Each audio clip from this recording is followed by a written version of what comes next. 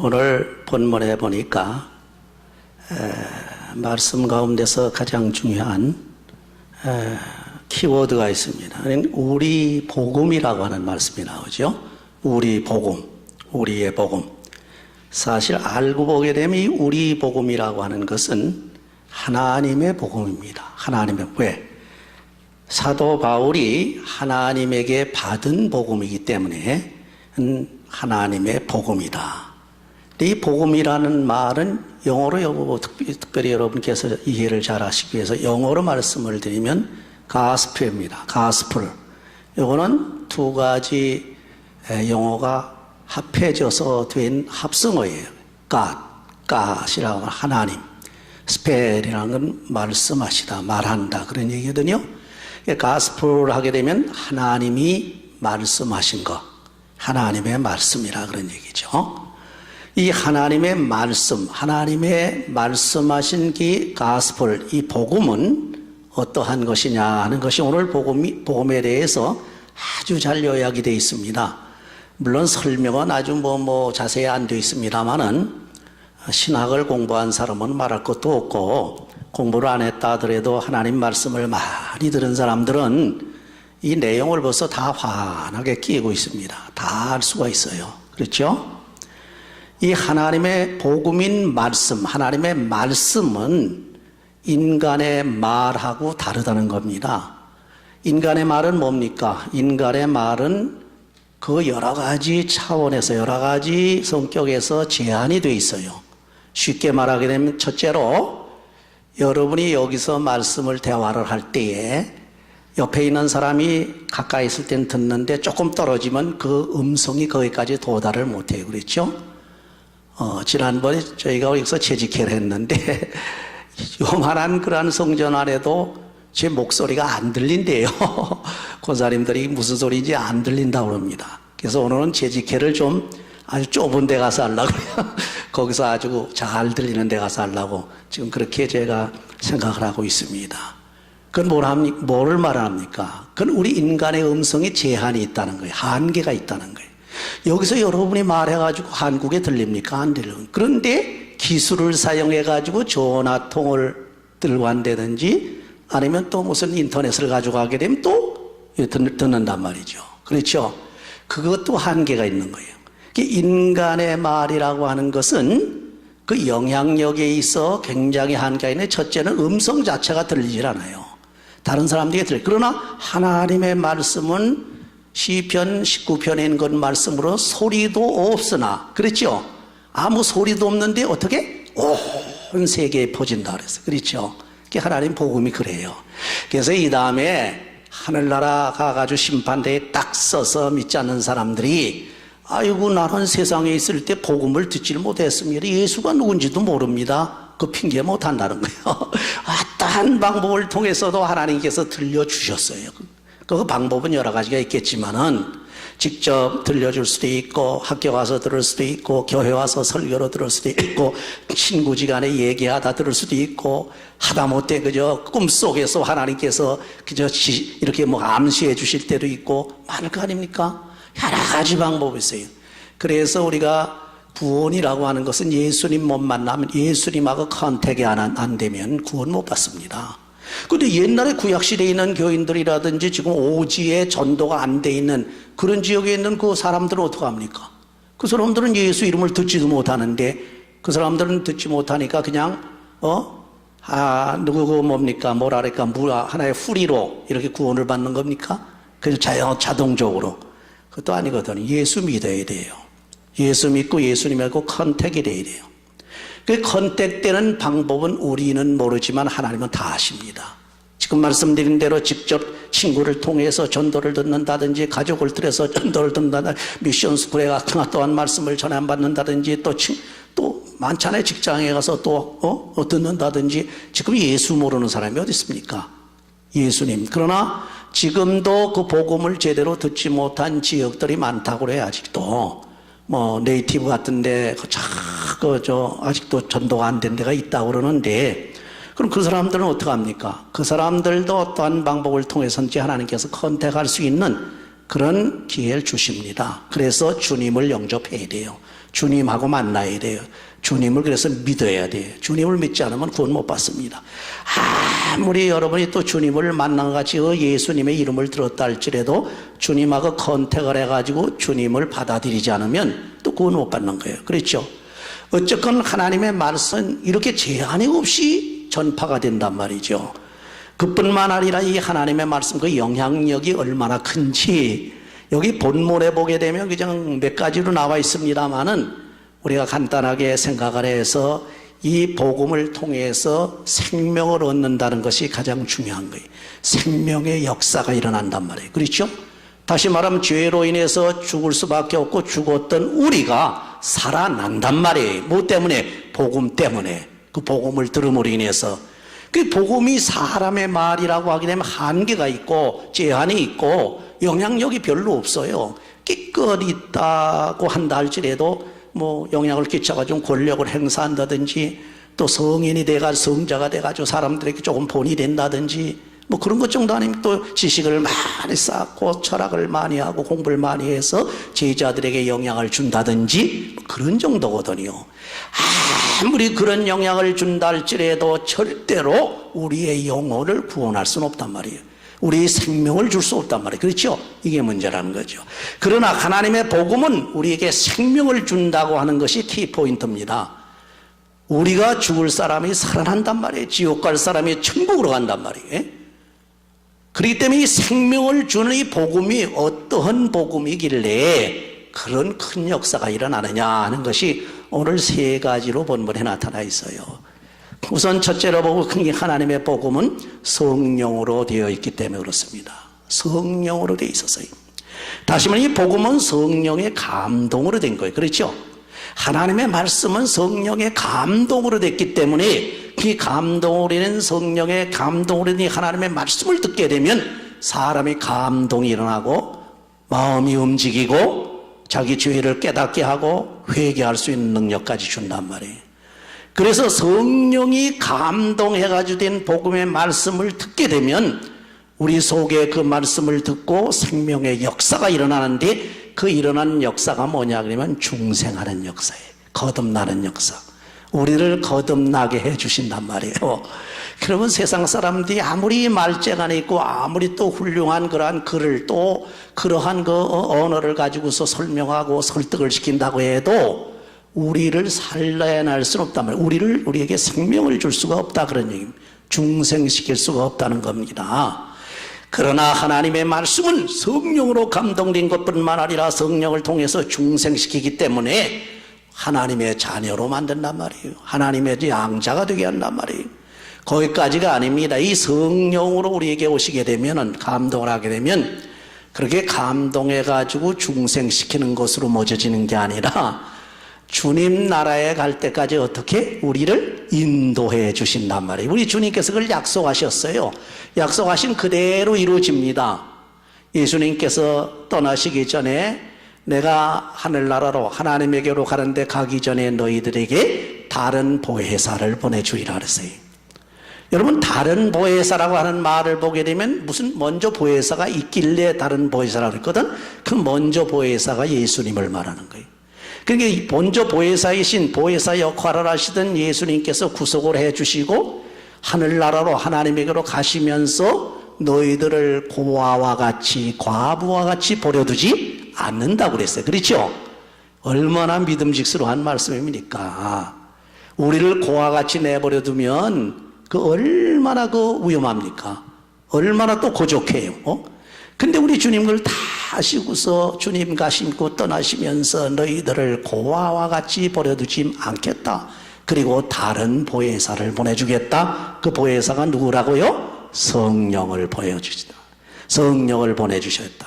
그 성령을 보내주신 다음에 그 성령이 너희들에게 임하면 어떻게 한다고 그랬습니까? 너희들에게 진리를 생각나게 하시고 진리 가운데로 인도하시고 너희들을 보호해 주시고 너희들을 지켜주시고 얼마나 좋습니까? 아주 믿음직스러운 주님 대순으로 오신 성령님께서 오늘 이 시간에도 여러분 마음속에서 역사함으로 인드웰링, 다시 한번 내주한다고 그래요. 여러분 마음속에 내주해서 여러분에게 진리를 생각나게 하시고 진리를 깨닫게 하시고 죄도 깨닫게 하시고 회개도 하게 하시고 여러분을 진리 가운데로 인도하시고 외부적으로 어떠한 역사 어떠한 위험이 온다 할지라도 막아주시고 지켜주시고 보호해 주시는 줄 믿으시기 바랍니다. 그게 얼마나 감사해요. 복음이 이렇게 이런 성령으로 된 겁니다. 그래서 복음을 받게 되면 그 복음으로 인해서 나를 완전히 책임을 진 보증을 해준단 말이에요. 그렇기 때문에 하나님의 복음은 어떻게 무엇으로 됐느냐? 첫째 성령으로 됐다. 그 다음에 본문에 보니까 두 번째로 하나님의 복음은 확신으로 됐다 그랬어요. 여기 확신이라는 말이 나오는데 여기 sure라고 하는 말을 되게 쓰는데 영어로는 확신으로 됐다는 얘기, 이 확신이 사람들이 말하는 신뢰하고 다릅니다. 이건 왜 다르냐? 인간적인 나는 그거나 믿는다, 내가 확신한다. 이것은요, 인간이 믿는 확신은 이게 변화무쌍해. 다시 말하면 자꾸 변한단 말이에요. 환경이 바뀌면 변해요. 내게 불리하면 또 못 믿어져. 그렇지, 안 믿어져. 또 일이 잘 될 것 같으면 확신이 오는 것 같다. 중간에 가다 변수가 일어난다든지 복병이 나타나면 아이쿠 이거 큰일 났다고 또 이거 의심 간단 말이에요. 그게 인간의 확신이에요. 인간의 믿음입니다. 여러분이 인간이 가지고 있는 확신과 믿음은 이건 아무짝에도 못 써요. 이거는 인간끼리도요, 신뢰를 쌓은 것 같다가도 하루아침새 무너집니다. 참 그런 경험을 많이 하잖아요. 그렇죠? 그렇게 믿을 만했던 친구요, 그렇게 믿을 만했던 형제인데도 불구하고 이해관계가 탁 얽혀버리면 이건 나 몰라라야. 그리고 자기밖에 모르니까 전혀 등을 돌리고 말아버린다. 그럴 때에 허탈감에 빠지는 거예요. 왜? 믿었던 친구와 믿었던 형제가 자기를 배신해버리니까. 이게 인간의 확신이라는 겁니다. 그래서 여러분, 어떠한 아주 유명한 믿음이 좋은 무식한 장로님입니다. 이게 무식하다 그래서 죄송합니다. 무식한 대신에 굉장히 역사를 많이 한 분이 있어요. 아주 병자가 일어나고 그 전에 한참 때는 별 사람이 다 일어났어요. 그런 장로님이 한 분, 제가 아는 분이 한 계시는데 그분이 딱 단상에 서면 뭐라 하는지 아십니까? 한 대는 다른 거 아닙니다. 못 믿을 건 뭡니까? 사람. 믿을 것 누구? 예수. 그 소리를 항상 하는 소리. 지금도 귀에 쟁쟁해요. 그 장로님 소리가. 못 믿을 건 인간이요, 믿을 거는 사람이에요. 믿을 분은 사람밖에, 예수님. 믿을 분은 예수님밖에 없다는 거예요. 보세요. 인간은 장담을 못해요. 아무리 장담을 해도 환경이 바뀌면 간사하게 마음이 싹 돌아서는 게 인간이에요. 참 어떤 사람들은 그런 얘기합니다. 나는 그래. 저도 가끔씩 가다 제 마음만 믿고 나는 그런 것 같은데 그렇게 생각하는데 가끔 환경이 샥 바뀌어지고 불리하게 되면 이거 꽁물이것도 빼려고 그래. 그리고 뭔가 변명할 소리가 없나 하고 이게 인간이라는 겁니다. 그러니까 순교 장소에 가지고 순교를 못하지 않습니까? 그러나 여기에는 복음으로 말미암아서 오는 확신은 뭡니까? 이는 변함이 없어. 순교, 다시 말하면 사형장에 가서는 오히려 더 확신이 더 쓰는 거야. 사자가 지금 물어 뜯으려고 하는데 그 앞에서는 더 확신이 쓰는 겁니다. 십자가에 달리려고 하는 그 앞에 가서, 총칼 앞에 가서 더 강하게 확신이 쓰는 거예요. 그게 바로 하나님의 복음으로부터 온 확신입니다. 이 하나님의 복음으로부터 온 확신이라고 하는 것은 인간에게서 오는 게 아니라 하나님에게서 왔기 때문에 그래요. 하나님은 변합니까? 변치 않습니까? 안 변하죠. 그렇죠? 하나님은 안 변하셔요. 변치 영원 불변하십니다. 그분이 한번 예스 하게 되면 오케이 그냥 끝까지 예스야. 그분이 아니라 하면 또 끝나는 거예요. 보세요. 이것이 복음을 통해서 복음을 듣고 내가 하나님께서 주시는 확신을 가지고 있는 그 확신입니다. 이 확신을 누가 가진지 아세요? 베드로가 가지고 있어요. 이 확신을 갖게 되면 신앙 고백을 한단 말이에요. 베드로에게 예수님께서 말씀하십니다. 세상 사람들이 나를 누구라고 하느냐 물어보니까 베드로가 어떤 사람들은 엘리야라고 그럽니다. 어떤 사람은 예레미야라고 그럽니다. 어떤 사람들은 선지자 중에 하나라고 그럽니다. 그렇게 알고 있습니다. 그러거든. 그러니까 예수님께서 그러면 너는 나를 누구라고 보느냐? 누구라고 하느냐? 그러니까 이 베드로가 하는 얘기가 뭡니까? 주는, 따라하세요. 주는 그리스도시요 살아계신 하나님의 아들이로소이다. 예수님이 구주 되심을 확신하고 증거하는 겁니다. 고백하는 게 이 신앙 고백이에요. 하나님의 아들이라는 신성을 말하고 뭡니까? 그리스도시라는 건 바로 구주를 말하는, 인간을 구원하러 오신 구주를 말하는 것이요. 그래서 베드로가 한 신앙 고백. 근데 왜 베드로는 말이죠, 이런 신앙 고백을 했는데 또 끝말에 가서 왜 예수님을 부인했어요? 이게 참 문제가 아닙니까? 이것이 이제 신학적으로들 이제 좀 깊이 생각해야 될 문제인데 여기서는 그렇게 깊이 우리가 알 게 없습니다. 하나님께서 주신 확신이 없어지는 게 아닙니다. 베드로가 잠시 예수님 잡혀갈 때에 닭 울기 전에, 닭이 2번 울기 전에 3번 부인하라고 하는 것은 첫째가 예수님께서 이미 말씀하신 거고, 그럼과 동시에 나중에 회개할 것을 예수님이 또 같이 가르쳐 주셨어요. 그런데 여기 베드로가 확신을 가지고 왜 잠깐 이렇게 약해졌느냐? 인간이기 때문에 그래요. 그렇죠? 인간은 약해집니다. 그렇기 때문에 약해지지만은 궁극적으로 그 확신이 없어지는 거 아니에요.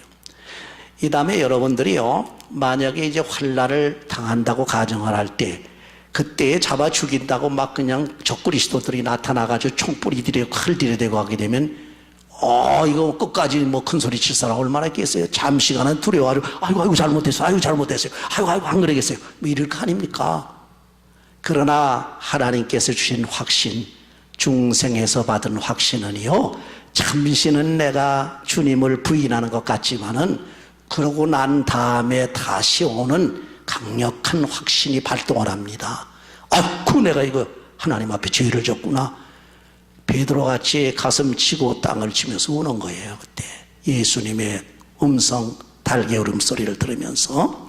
그러니까 절대로 베드로의 신앙 고백은 잠깐 없어진 것 같지만 없어지지 않은 겁니다. 그래서 마지막에 달개 울음소리와 더불어서 예수님이 돌아다 보시는 모습을 봄과 동시에 속에 하나님께서 주셨던 그 믿음의 씨가, 그 확신의 씨가 발동을 해가지고 그 자리에서 통곡하고 가슴치고 회개하지 않았습니까? 그렇게 되는 거예요. 여러분들이 중생에서 거듭난 사람은 절대로 타락이 안 됩니다.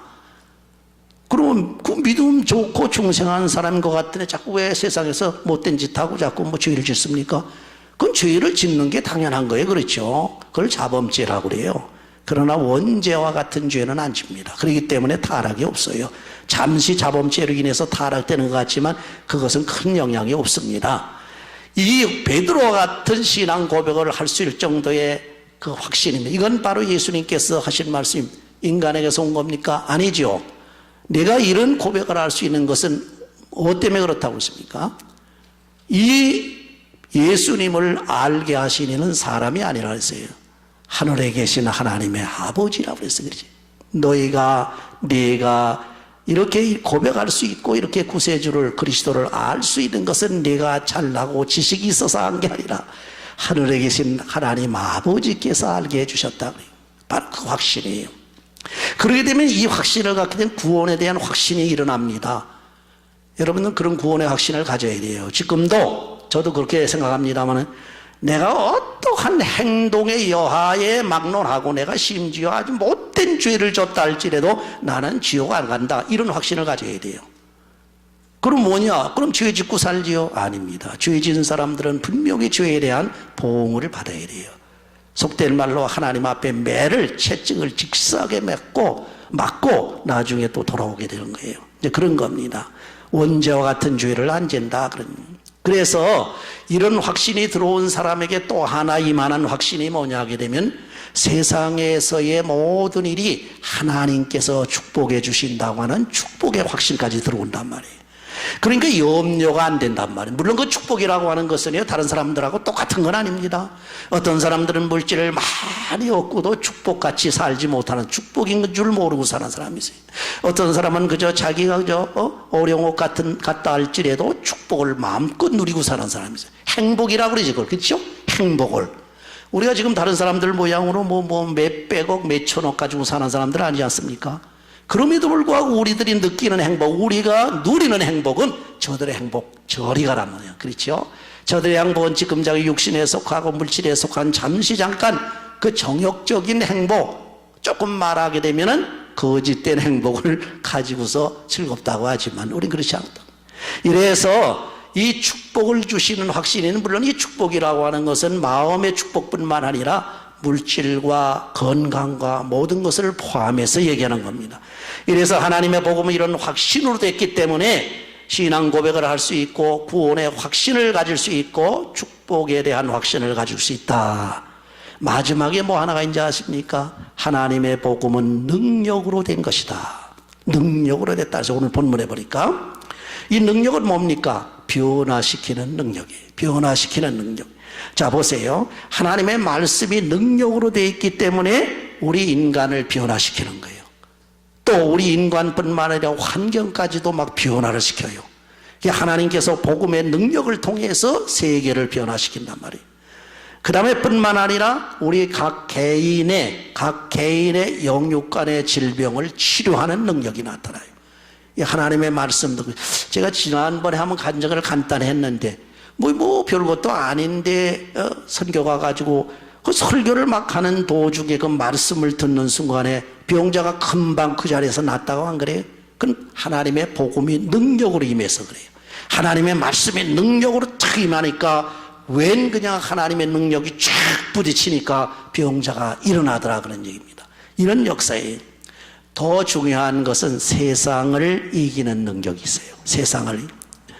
너희들이 세상에서 무엇을 말할까 가난에 끌려가서 무엇을 대답할까 걱정하지 말아라 했어요.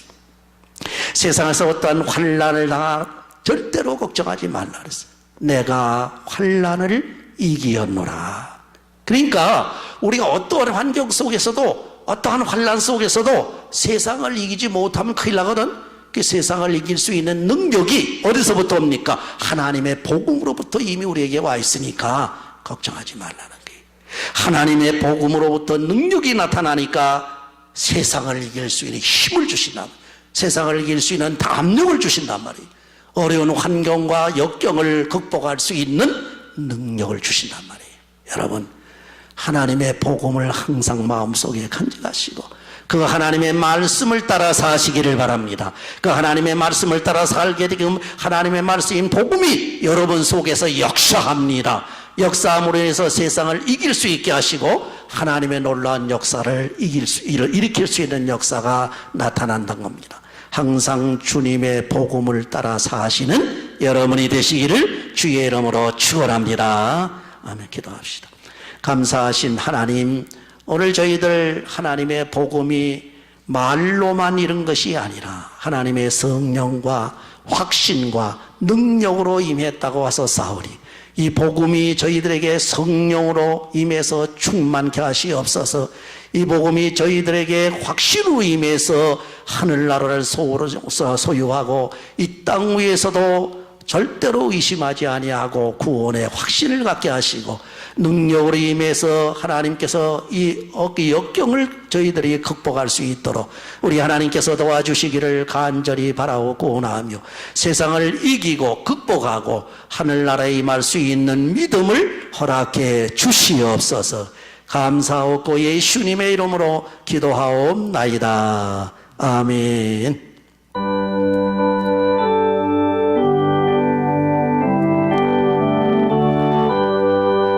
자식들을 잘 낳지 않으려고 그래가지고 지금 인구가 막 줄어든다고 그러잖아요. 그렇죠. 그래서 자기 당대라고 하지만은 나중에 알고 보게 되면은 자기가 늙어 죽게 되면은 그것도 의지할 데 없지 않습니까? 지금은 이제 복지 제도들이 많이 개발이 돼가지고서 많이 이렇게 거기에 의탁을 하긴 하지만은 옛날에는 그런 게 없었거든요. 그러니까 자기 수하에 자기 밑에 자식이 없으면은 아주 소망이 없는 거예요. 그래서 여기에 자식이 없는 아브라함벌에 후사를 둘 사람이 없으니까 하나님 앞에 뭐라 그러세요?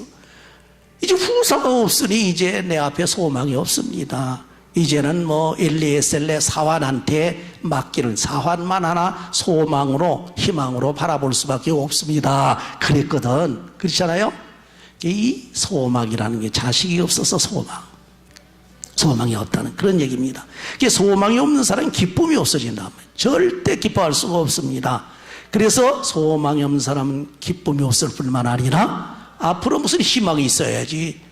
아무것도 없으니까 인내하지를 못합니다. 그러나 앞에 소망을 내다보는 사람은 그걸 끝내 참습니다. 견딥니다. 인내합니다. 결국은 소망의 결국은 뭡니까? 종국은 뭡니까? 우리의 소망의 결국은 하늘나라란 말이에요. 하나님의 나라예요. 그걸 바라보면서 아브라함은 그저 멀리서 바라봅니다. 그리고 하나님의 도성을 바라보면서 나그네 길을 가지 않았습니까? 이것이 바로 아브라함의 신앙이에요. 여기에 바울이 말한 것도 우리 하나님께 매일같이 항상 감사하는, 또 범사에 everything에 and fan티라는 건데, everything 감사하는 건 뭡니까? 하나님께 주신 믿음 때문이요, 하나님께 주신 사랑 때문이요, 하나님께서 주신 소망 때문이다. 그래서 여기 바울이 믿음과 사랑과 소망을 논한 겁니다. 그래서 고린도전서 13장의 마지막 13장에 가보게 되면 뭐가 있습니까?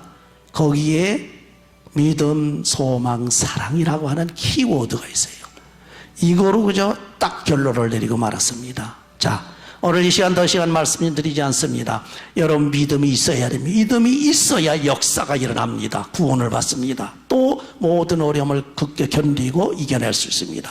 사랑이 있어야만 또 수고를 해서 결실을 맺습니다.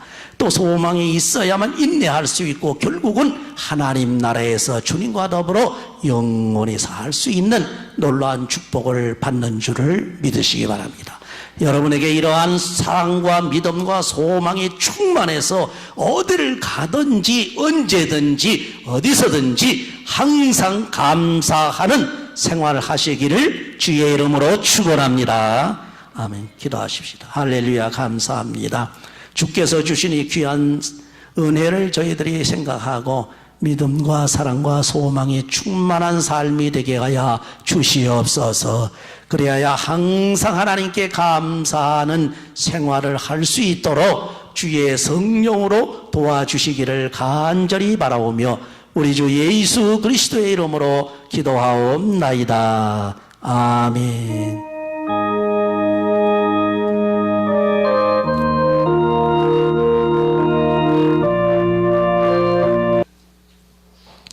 하나님 아버지 감사드립니다. 세상 것으로 꽉 찼었던 우리들의 모습이 있었습니다. 아버지 하나님, 저주받아 마땅한 그러한 자들이 있었습니다. 그러나 예수님께서 이 땅에 종의 모습으로 오셔서 아버지는 그 저주의 십자가를 지심으로 우리를 구원하여 주시고, 우리 안에도 하나님의 뜻이 들어가게 해주시고, 우리 안에도 하나님의 나라와 하나님의 영광을 위하여 일할 수 있는 그런 거룩한 백성이 되게 하여 주신 것을 감사드립니다. 아버지, 우리 안에는 이 주님 예수 그리스도의 영광과 예수 그리스도의 권세가 아버지 하나님 우리 안에 자리 잡게 하여 주시옵소서. 우리가 예수 앞에 무릎을 꿇게 하여 주시옵소서. 우리 거룩한 성도들 가정마다 아버지 사업터마다 다 지켜주시고 선한 길로 인도하여 주시옵소서. 예수 그리스도 이름으로 기도했습니다. 아멘.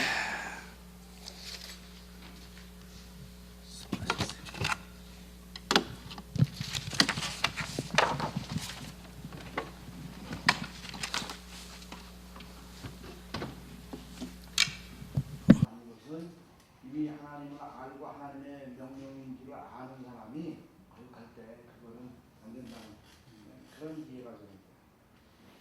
또 제가 즐겨 교인들에게 말조심을 시킬 때 이 본문의 끝부분에 보면 너희가 무슨 무익한 말을 하든지 그에 대해서 심판날에 칭을 받는 그런 말씀을 제가 들려드리면서 그리스도에 있는 말조심해야 한다라고 하는 것을 많이 교훈을 했었거든요. 지금도 뭐 저희 교회 전사님들하고 대화하면서도 특히 목회자가 되기 위해서는 말조심을 해야 한다라고 하는 것을 설명을 해드리는데요. 결국 이제 예수를 인자를 말로 거역하는 것과 성령을 말로 거역하는 것은 결국 이제 말로 거역하는 거잖아요. 행동으로 하는 얘기죠. 그렇다고 한다면 그 심판날에 신문을 받을 때 용서를 받을 작은 것이 목사님 이제 짚어주신 대로 작은 죄가 있고 인자를 말로 거역하는 것은 작은, 말로 성령을 거역하는 것은 크게 책임을 받아서 이것은 뭐 전혀 죄가 감면되지 않아야 그런 말의 죄가 차이가 좀 있을 것 같은데요. 자, 그러면은 이제 토론해봐야 맨날 그렇게 나오니까 제가 준비한 거에 다각적인 방면에서 접근해 들어가는 방법을 지금 사용합니다. 그 자그마치 5페이지 논문. 5페이지 논문.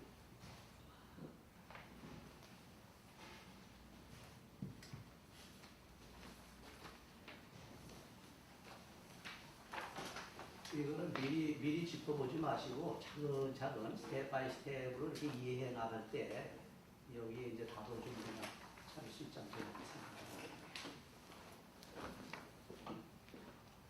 마태복음 12장 32절에 말로 인자를 거역하는 죄와 말로 성령을 거역하는 죄 어떻게 구분해 오는지요? 그 얘기입니다.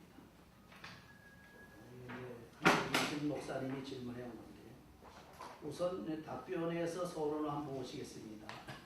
결론부터 말씀드리자면 인자를 거역하는 죄는 회개가 가능한 죄로 아까 이제 호 목사님 조금 짚어주셨죠? 회개가 가능한 죄로 사망에 이르지 않는 죄이지만 성령을 거역하는 죄는 회개가 불가능한 사망에 이르는 죄입니다. 이게 요한일서 5장 16절부터 18절에 그 이상에 또 이게 언급되어 있어요.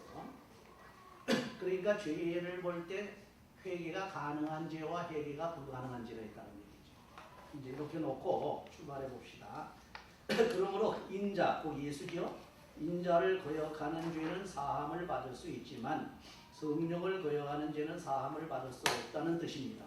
성경에는 결과론적으로 이 두 가지 죄로 죄의 개념이 요약되어 있습니다. 그러면 인자를 거역하는 죄와 성령을 거역하는 죄가 무엇이 다르기에 인자를 거역하는 죄는 회개가 가능해서 사함을 받고 성령을 거역한 죄는 왜 회개가 불가능해서 사함을 받지 못하는가라는 문제입니다. 이 문제는 몇 가지 측면에서 우리가 접근해 들어가야 됩니다. 그래서 우선 죄에 대한 개념과 이 종류에 대해서 한번 우리 정리를 해놓고 그리고 들어가 봅시다. 성서적으로 볼 때 죄는 하나님을 거역하는 것입니다. 인간에 대한 불경뿐만 아니라 하나님을 향한 불경을 말합니다. 물론 인간에 대한 불경죄는 당연히 회개가 가능하고 용서를 받습니다. 하나님께 대한 불경에 있어서 하나님은 성부, 성자, 성령 등 삼위일체로 설명되는데 그러면 같은 하나님이신 성자를 거역하면 사함을 받을 수 있고 성령을 거역하면 왜 용서를 받을 수 없느냐라는 문제입니다. 이게 이제 문제 제기한 거죠. 2번 보시면 누구든지 죄를 회개하면 용서를 받습니다. 마가복음 3장 28절, 누가복음 12장 10절. 그러나 이 구절들 중에 어느 것도 회개에 대한 언급이 없다는 것이 문제입니다. 이 죄는 아주 무서운 죄로서 불경죄를 의미합니다. 그런데 성경은 이 불경죄가 때때로 넓은 의미로 사용되어 예수님께서 말씀하신 모든 죄, 이런 불경죄, 모든 죄는 사함을 받을 수 있지만 이라고 하신 말씀은 일반적인 의미로서의 죄를 말합니다. 헬라어로 이 불경죄는 무례하고 거만한 언사로서 하나님에게나 사람에게 일반적으로 사용되고 있어서 불명예, 폭언, 욕설 등의 의미를 가지고 있으나 에베소 4장 31절, 골로새서 3장 8절, 디모데전서 6장 3절 예수께서 외로 사용하신 성령을 거역하는 죄는 사함을 받지 못한다는 이 불경죄는 특수한 의미를 가지고 있습니다. 여기서 벌써 이제 조금씩 구별이 되지요. 즉 하나님이나 왕에 대한 도전적인 불경죄를 의미합니다. 쉽게 말하면 우리 고전에서 뭐라고 합니까? 우리가 사국에서 영모죄지요. 영모죄를 말하는 거예요. 도전적인 불경죄를 의미합니다. 예를 들면 하나님을 저주하거나 의도적 범죄로서 역적이나 세속화로 인하여 하나님의 영광을 가로채는 죄들을 의미하는 것으로 이는 신성 모독죄에 해당이 됩니다. 이렇게 해서 이제 죄를 점차적으로 이렇게 개념을 정리해 나갑니다. 세 번째 보시게 되면 죄에는 두 가지 종류가 있는데 이건 신학적으로 우리가 정리를 해보는 겁니다. 그 하나는 원죄라는 게 페카툼 오리지날레라고 하는 원죄와 다른 하나는 자범죄 페카툼 액츄알레 그러니까 자범죄 스스로 지은 죄죠. 원죄는 아담으로부터 유전받은 죄로서 이 죄로 인하여 영원한 멸망을 받게 되고 자범죄로 인해서 보응을 받게 되는 것입니다. 원죄와 자범죄 벌써 구분이 되지요. 원죄와 자범죄를 첫 번째 우리가 구분할 때는 원죄로 천국 가나 지옥 가나 결정이 되고 자범죄로는 절대 천국 지옥에 결정이 안 됩니다. 그거 가지고는. 그렇다고 하면은 지금 우리가 짓는 자범죄는 어떠냐 이거죠. 이거는 원죄와 떼어서 생각할 수는 없습니다. 원죄와 결부시켜서 생각해야 돼요. 그래서 원죄와 결부시켜 생각할 때 우리 믿는 사람들은 원죄를 해결받았습니까? 안 받았습니까? 주님의 십자가 달리심을 믿고 성령 받음으로 인해서 원죄 해결을 받았거든요. 그러면 우리 믿는 사람들이 짓는 자범죄는 원죄 뿌리가 해결이 됐기 때문에 자범죄는 해결가 가능한 죄가 되어버립니다. 그렇죠? 그러나 원죄가 해결되지 못한 불신자들 보세요. 그러면 이 자범죄라고 하는 원죄라는 뿌리에서 계속 뭐 가지 이파랑치 막 열매가 맺어지는 거거든요. 그러니까 원죄 때문에 오는 이 불신자들의 자범죄는 원죄를 해결하지 못했기 때문에 그 자범죄는 원죄와 밀접한 관계를 가지고 있으면서 절대 자범죄는 원죄를 이어받은 죄이기 때문에 용서를 못 받는다는 얘기죠. 그렇게 되면 불신자는 용서를 받지 못하고 우리 신자는 용서를 받는다. 이제 그런 결론이다. 그러니까 그게 다른 말로 얘기하면 율법과 은혜를 얘기하는 거 아니에요. 율법적인 죄는 우리가 사함받지만은 은혜를 거부하는 거는 그거는 사함받지 못하는 거예요. 물론 뭐 분리시켜서 그렇죠? 설명할 수 있는데 그럼. 나는 항상 조심하라는 게 율법과 은혜, 율법과 복음을 자꾸 이원론적으로 이렇게 설명을 하게 되면 이게 저 개혁주의 입장이 못 되거든요. 진짜 복음주의 입장이 못 되거든요. 아니 난 개념이 예. 그걸 이제 개념들이 가지고 있는 게 좀 이제 다르게 이해를 하는 사람들이 있는데 나는 율법과 은혜를 이걸 복음이라고 해요. 그럼 맞아요. 이게 복음이야. 네, 맞아요. 그럼 그러나 율법도 복음이라고 네, 해요. 복음이라고 할 때 율법이 제외된 게 아니고 그럼. 율법이 이루어진 게 복음이고 예. 또 율법이라고 할 때는 복음을 어떻게 보느냐. 율법의 결국은 복음이에요.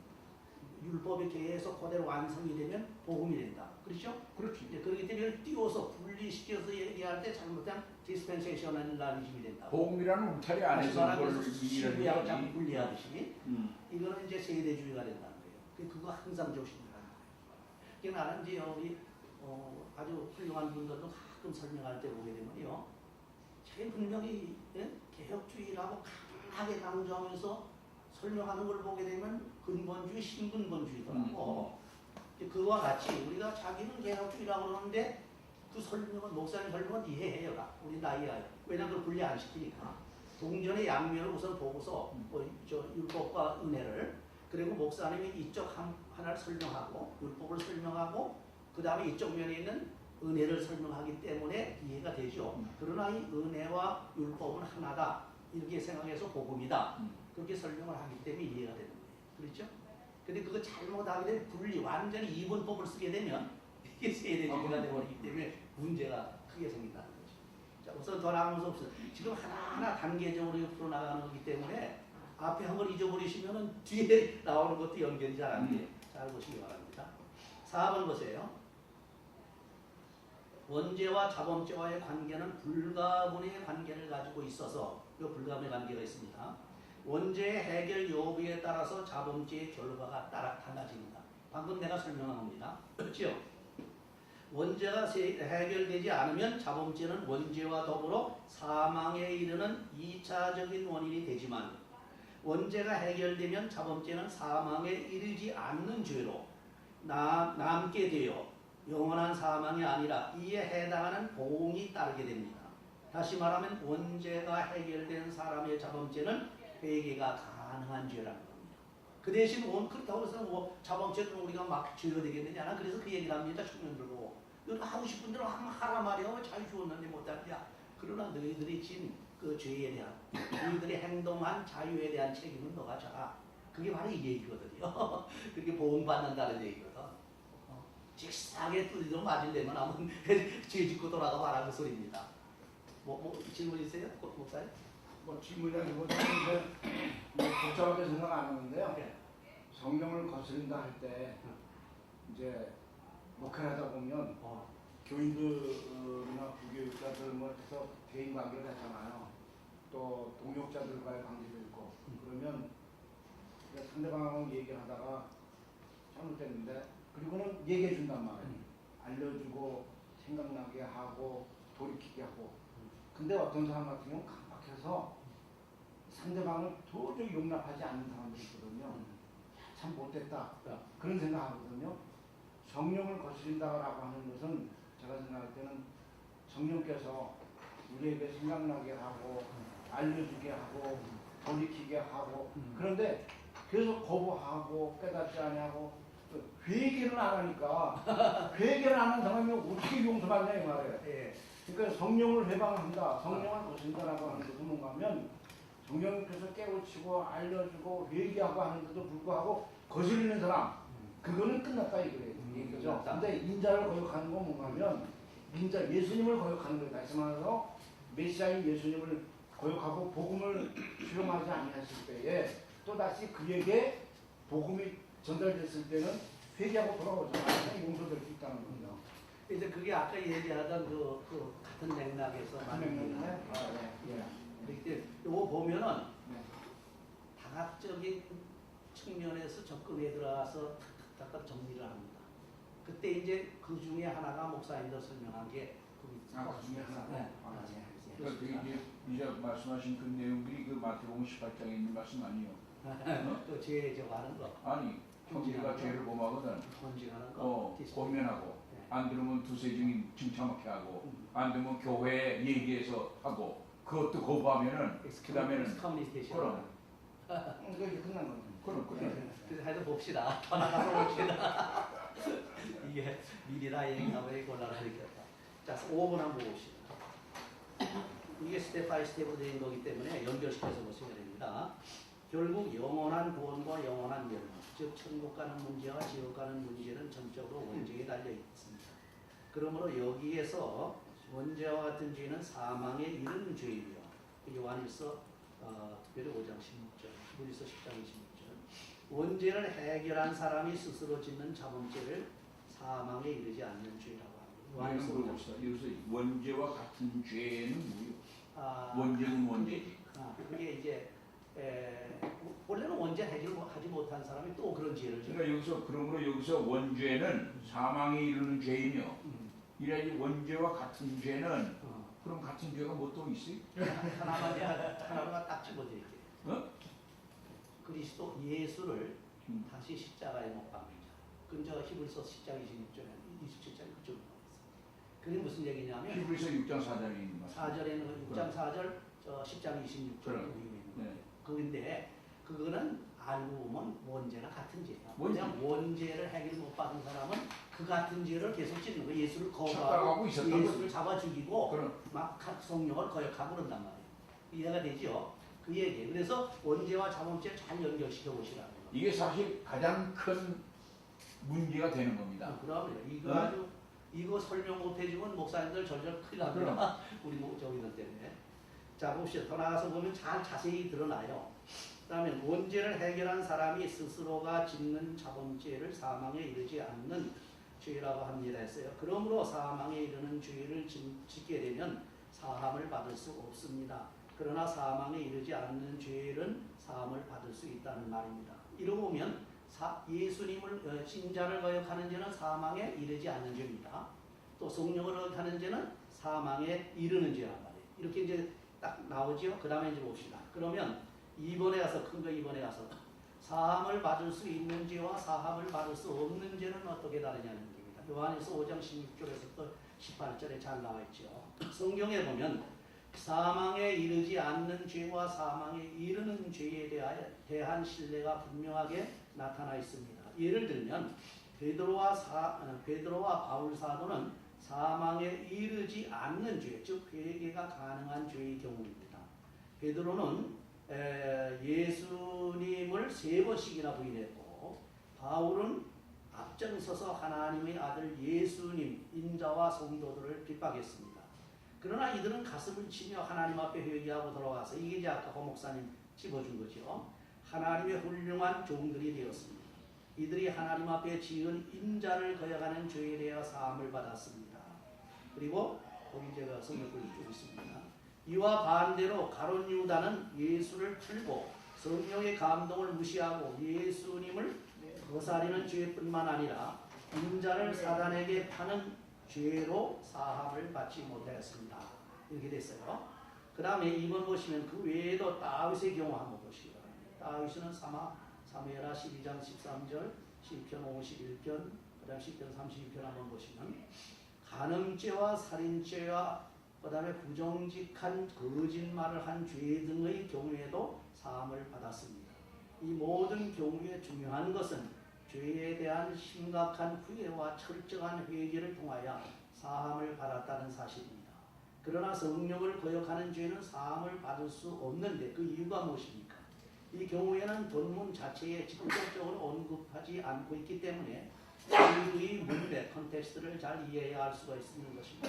앞에 구절을 보면 성령의 능력으로 귀신을 쫓아내시는 것을 바리새인들은 뭐라 그랬어요? 귀신의 왕인 바리새인들이 집지어서, 다시 말하면 사단이 들려서 병을 고친다, 귀신을 쫓아낸다 그랬거든요. 이게 바로 성령으로 거역하는 겁니다. 자, 그 다음에 보시면은 3페이지 가서 한번 보시면, 더구나 바리새인의 이러한 태도는 의도적이며 고의적인 고범죄로 하나님을 대적하는 죄로 사단과 결탁된 상태입니다.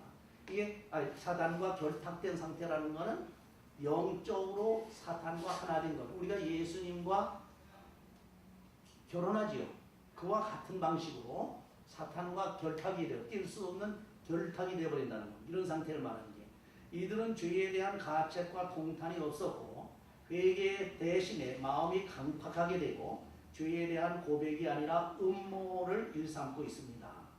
이러한 죄들은 사함을 받을 수 있는 대로 가까이 가기를 꺼려하기 때문에 용서받지를 못합니다. 부족이나 간음한 자나 살인한 자에게도 소망이 있습니다. 왜냐하면 복음의 메시지가 하나님의 자비를 위해서 외치기 때문입니다. 그러나 마음이 강팍해져서 성령의 권고와 경고에도 불구하고 회개하지 않으면 형벌에 이르게 됩니다. 즉 사망에 이르게 된다는 진리를 알아야 합니다. 그 다음에 보시면은 성령을 거역한 죄는 점차적으로 죄의 결과를 초래하게 됩니다. 그만 요거 5번 문제는 요거 5번 내용은 목사님이 정리하신 거예요?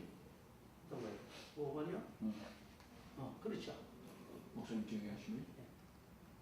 네, 그렇게 된 거예요. 그래 보시면. 그 다음에 6번 보시면 성령을 거역한 죄는 점차적으로 죄의 결과를 초래하게 됩니다.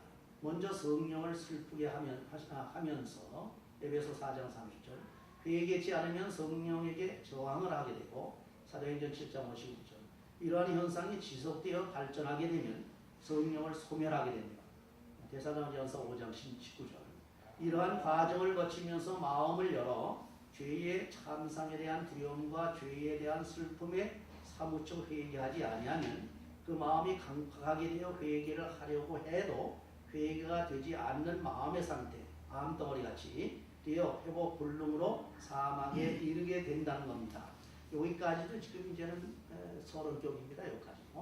그러니까요. 그러니까 성령을 소멸하게 되는 결과가 나오잖아요. 그러니까 성령을 소멸하면 하나님이고 예수고 뭐다 그렇죠. 거절하고 부인하게 되니까 용서받지 못할 죄. 그렇죠. 맞습니다. 근데 여기서 이제 제가 여기 기록을 했는지 모르겠습니다. 그 앞에 있는 내용을 생각하시면서 그래서 죄의 그 문제를 1차원적 죄, 2차원적 죄, 3차원적인 죄보다 구분을 해서 수학적으로 제가 설명을 또 합니다. 1차원적 죄는 점적인 죄, 단회적인 죄예요. 이 죄는 회개가 쉬워요. 그렇잖아요. 처음 딱 쉽게 되면 회개가 쉽잖아요. 그럼 빨리 회개가 되는데 2차원적인 죄로 가게 되면 죄 플러스 죄가 됩니다. 죄에다 자꾸 죄를 져요. 그렇죠? 이건 선적인 죄라고 제가 이제 수학적으로 표현을 합니다. 선적인 거. 선이라는 건 뭡니까? 점이 계속 연결된 게 선입니다. 그렇죠? 이게 계속 연결돼서 죄를 짓게 되면 쫙 선을 그리게 시작합니다. 이렇게 되면 이거는 후회합니다. 이거는 또 인간적으로 자꾸 애통도 하려고 자꾸 회개도 하려고 그래요. 그렇게 돼요. 그렇게 돼서 회개 가능할 때까지 갑니다. 그러나 거기서 더 넘어서 3차원적 죄로 들어가게 되면 이거는 그냥 평면적인 죄가 아니라 이거는 입체적인 죄로 들어간다는 겁니다. 죄 플러스 죄가 아니라 죄 곱하기 죄가 돼요. 죄 곱하기 죄 곱하기 죄. 이거는 뭐로 의미하는 입체적인 죄. 수학에 아시죠? 입체, 평면, 입체가 되기 위해서는 밑면 플러스 높이 이렇게 되잖아요. 그래서 아주 입체적인 죄라고 하면 입체적으로 꽉 찼다는 겁니다. 그걸 넘쳐 흐른다고 해서 그걸 뭐냐 휘라웃이라 그래서 죄가 반영했다는 말을 씁니다. 그렇죠? 그래요. 그렇게 되게 되면 어떻게 되냐 하면은 그때는 내가 회개할래도 회개를 안 해. 그런 사람들은 마음이 어떤 상태일까? 마음이 굳어지다 못해서 그걸 자기가 죄를 지어서 그걸 사명으로 알고 있어요. 이건 내가 맡을 사명이다. 내가 총 때릴 사명이다. 그래서 자기 사명으로 알고 있다고. 사명함. 그 전까지는 그렇게 안 알고 있는데 그 전까지는 그저 뭐 여러 가지 마음이 상태로 되는데 이건 그렇게 돼요.